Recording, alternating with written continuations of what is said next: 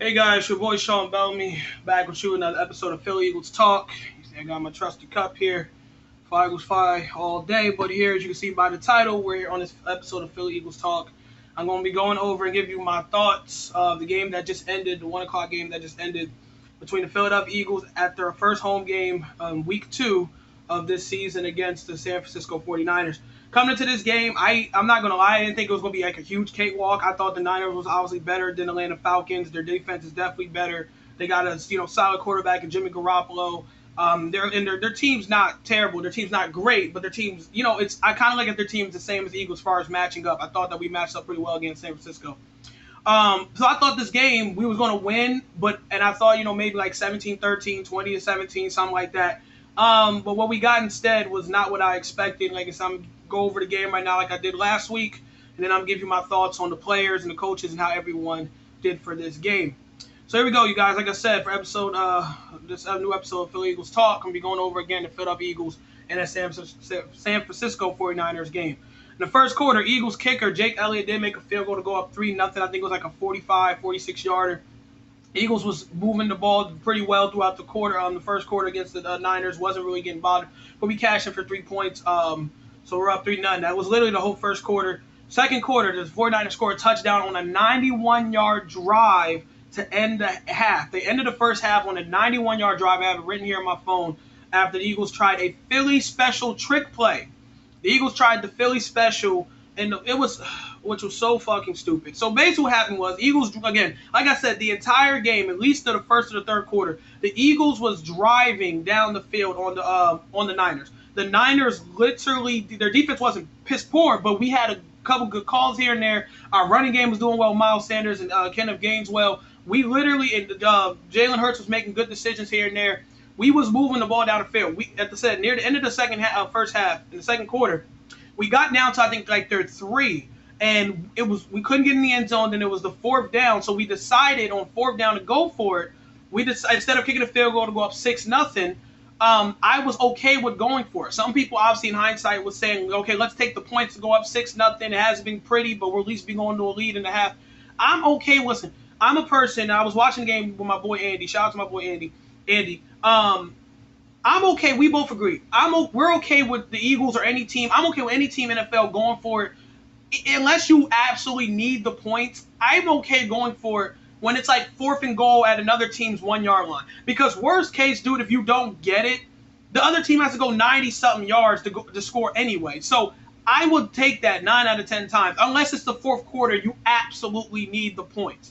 But the Eagles decided to go for it. I was okay with it. But the play they called on fourth down was a Philly special. I was sitting next to my boy Andy. We're at my crib watching the game. And he said this to me. He said, yo, Shaw, they're going to call the Philly special. I said, bro, no, they're not. Stop fucking playing with me.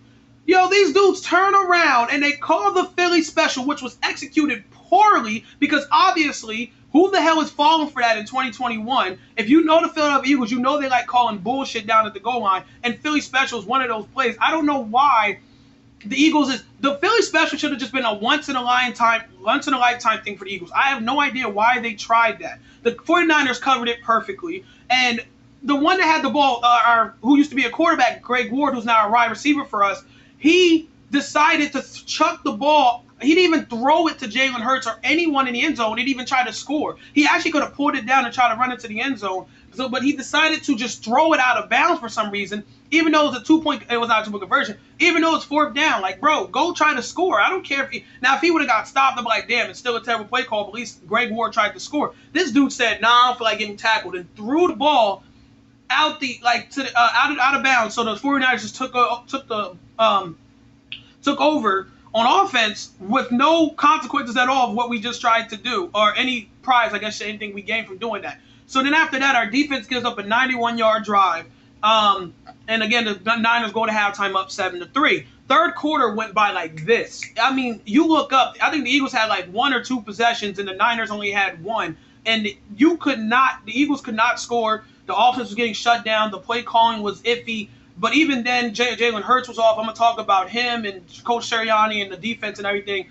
But overall, no one could score. The Niners were just kind of playing safe to the score, being up 7-3 going to the fourth quarter. Again, I did not see this being a defensive slugfest. But again, going to the fourth quarter, Niners scored a touchdown. Jimmy Garoppolo threw it to one guy, I think so one rookie. It was his first catch in the NFL and his first catch against the Eagles, and ended up being a touchdown. So they go up 14-3. At this point, I'm already thinking, this game's over. Me and my boy Andy's like, yeah, bro, this game's over. Because the way that the offense was, it was like 13 minutes left or 11 minutes left in the fourth. The problem with it is the way our offense has been playing that entire game, leaving points on the board and not moving the ball as much. Well, moving the ball but not getting really nothing out of it. I was like, bro, there's no way they're going to score 11 points in that much time. We're going to probably lose this. So then the Eagles give us a little bit of hope. They score a touchdown pretty fast, I think like with 4 minutes left on the clock. Then gave a 2-point conversion to be down. Then the Niners ended up getting a field goal to go up 17. The Niners went up 17-3. The Eagles scored a touchdown and then a 2-point conversion to go now they're trailing by 6, 17-11. So obviously if the defense, I think it's like 4 minutes left, the defense could hold the Niners. We absolutely have a chance here to go down the field and probably win and score a touchdown and win the game. But the defense couldn't do that. And the end result is the Eagles lose to the 49ers 17-11. There was a couple of plays I'm going to go over again. We're going to talk about the defense that really pissed me off. But again, like I said, the Eagles lost 17-11. We are now 1-1. 1 win, 1 loss, going to Dallas on Monday, which I'm going to talk about at the end as well. Game notes. Going over some game notes, giving everybody talking about the people I want to talk about. Coach Sirianni. I thought Coach Sirianni, again, he's a young coach. He's our first-year head coach, first year with us. Not saying fired or do anything, but he was horrible today. I thought he had some, well, not horrible. I'll say he was bad. He was bad because he had some decent plays he called here and there, but other times he tried to be too cute. I told y'all about the Philly special. I thought that was a terrible fucking play call. I don't know why they thought that was a good idea, trying to be too cute. And on third down plays, he was called. It was like 3rd and 5, 3rd and 6. Instead of letting Jalen make the decision of throwing the ball or running on those downs, he decided sometimes to hand the ball off to Miles Sanders or another running back. And like I said, it was 3rd and 6, 3rd and 7, and the Niners wasn't fooled by it at all. So he would run the ball on long down situations, with getting us nowhere. He started doing that pretty early. Then late in the game, it was just kind of, again, the absolute ridiculousness of him calling these run plays on crucial third downs made no sense to me. Then on the 4th down plays, when he decided to go for it, he also called run plays. But again, it was not like the Niners wasn't prepared for it. Like his calls just felt basic and stagnant and just very different than what he was calling against the Falcons last week, when the playbook seemed more open and getting guys the ball and everything like that. It just seemed like it was a very basic playbook. And again, I'm okay with if you want a game plan going in. If the game plan was to run the ball down the Niners' throats, okay, but there's ways you gotta execute that definitely leaves the Niners, frustrated or discombobulated or whatever, and we didn't do that. I think Nick Sirianni and them did a terrible job coaching today as far as calling the plays. I thought he did not do that well at all. I guess I keep saying terrible. I'm going to say bad. Like I say, he wasn't horrible the whole game, but a good amount of the game he was horrible. I know I keep saying that, but yeah, he just was not good. Jalen Hurts. Again, I always tell people this. I always want to point this out because I know some people look at that when you criticize an Eagles quarterback or not Eagles quarterback. You criticize Jalen Hurts. Everyone's like, oh, you don't like him. It has nothing to do with that. I hope Jalen Hurts becomes a great quarterback with us. But today he was not good. It was not all his fault. I'm not putting all the game on him. In the first half, I have this in my notes. In the first half, he was 8 of 13, 151 yards, which is a solid first half. But he had some throws he missed in the first half. I called it. I saw someone post it on Twitter. I reposted it, and it was called like a Jekyll and Hyde effect. Like he had some good moments and he had some bad moments. Like I said, 8 of 13 is not bad at all for 151 yards, no turnovers. But again, he had a few throws he should have made that should have been right there at the receiver, and they weren't. And it was a little frustrating to see. So like I said, he wasn't terrible in the first half, but he wasn't that good either. Then in the second half, he wasn't good at all to me. He had a good amount of underthrown deep passes, dude. Like, I'm talking about the receivers didn't have their wide. I'm not saying the wide receivers had their corners beat by 20 yards or whatever, but Jalen Reagor, Devonta Smith, Quez Walker, there was a few times, definitely Devonta Smith, they had their quarterback, they had their defender beat by a little bit, where if Jalen would have just let that thing go and absolutely just pinpoint, just threw the ball like deep, I believe one of our young wide receivers, speedy wide receivers, could have go get the ball. But there was definitely a good amount of passes that Jalen threw Jalen Hurts threw, but they were so underthrown that the wide receiver had to stop their route, run into the defender, and try to come back and catch the ball. It happened way too many times for my liking. It wasn't the whole game, but it happened way too many times. Next thing, for Jalen, what I didn't think was good, he forced a lot of passes to Devonta Smith. I get their relationship. I know that they're good friends. They play with each other in college, and I think those two are going to be a great 1-2 punch. Jalen Hurts and Devonta Smith is going to be a great combo for years to come. At least we hope so. But at this point, it seems like to me either Nick Sirianni is doing too much to try to get Devonta Smith the ball instead of having Jalen focus on other wide receivers, or Jalen's just doing this thing where he's because you can clearly see it. He's looking for Devonta Smith all the time. Now, my boy Andy, like I said, shout out to my boy Andy, he literally laughed and he said that, bro, it don't matter. Devonta Smith's always open. And sometimes that's true, but there was a lot of times that seemed like Jalen was just forcing the ball to Devonta Smith no matter what the coverage was. If there was a fucking corner or safety next to Devonta, this man, Jalen, was throwing that joint right to him. He almost threw an interception trying to force the ball early in the fourth quarter to Devonta Smith. I don't know what it is, and I hope it will become a thing where that's his only target, because, again, it's not like they don't have other guys. And I think what also I should have gave I should have took a point away from Nick Sirianni, Coach Sirianni, was that he didn't get the tight ends involved enough. I don't understand why we're not using our two tight ends. That duo of Zach Ertz and Dallas Goedert is a vicious duo. I don't know why we didn't use our tight ends enough, like, in this game. We threw the ball a good amount of times, but it just felt like the tight ends was not involved till like later in the game when it was too late. So I hope they go back and fix that again. It's just one game. I'm not saying Jalen's horrible, but he did not have a good game to me. He finished 12 of 23 for 190 yards. So remember I told y'all he had 151 yards in the first half and only had 190 total in the second half. That's just not good. He had no touchdowns. He didn't have no turnovers, which is great. He did fumble the ball early in the game, but they recovered, so it really was not a turnover for him. But it was just not a good game overall for Jalen Hurts, considering all the hype and all the jersey sales, and everyone was talking about he's the next god or whatever. It just did not have a good second game at all, and a good game coming home for our first home game of the season. As far as the defense was fucking phenomenal. Actually, I'm sorry. If I get the defense to talk about the wide receivers, I will say the one thing out for the wide receivers, they're young, inexperienced dudes, but they have got to do a better job winning their battle. There was times, even though Jalen was forcing some passes, like I said before, the wide receivers was not really getting open as much. Devonta Smith was probably the only one at a few times, but at other times he was not really beating his man. I think he got the ball thrown to him like 8 times, only had like 2-3 catches, and they really were for nothing. He only had like 2 catches, actually. Jalen Reagor, I keep telling people, I am not a fan of Jalen Reagor. I'm not saying the man's trash. I just don't think I don't really think he's all that like everyone's giving him credit to be. I think Quez Watkins should be our second wide receiver and just have Jalen Reagor line up in the slot somewhere. I really don't think Jalen Reagor is the dude. Now, there was a play that everything definitely turned on his head, and while I'm bringing this up with the wide receivers, where Jalen had a great throw, pinpoint accurate throw, deep ball to Jalen Reagor early in the first half, which looked like we was going to go up, I think 7-0, or we was going to go up at least 7-0, I think, or was going up 10-0.